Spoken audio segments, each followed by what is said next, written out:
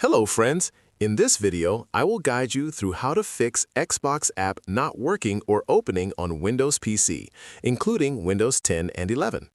Go to your search bar and type Microsoft Store. Click on it to open and find Xbox. Then hit Enter and wait for it to load. If there's an Update button, click on it and wait for the update process to finish. Once done, restart your computer and check if it helps. If not, right-click on the Xbox app.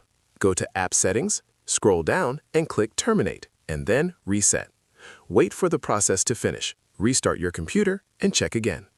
If still not working, go to your search bar and type Services. Click on Services. Scroll down and find Xbox-related applications or services. Double-click on one and set the source type to Automatic. Click Apply, and then OK. Repeat this step for all Xbox services. Once done, restart your computer. Now, open up PowerShell. Right-click on your Start menu and click on Terminal Admin. Go to the description box, copy and paste code 1, hit Enter. Copy and paste code 2, hit Enter, and then Exit. Hit Enter again and restart your computer. Thank you for watching Quick Tweak.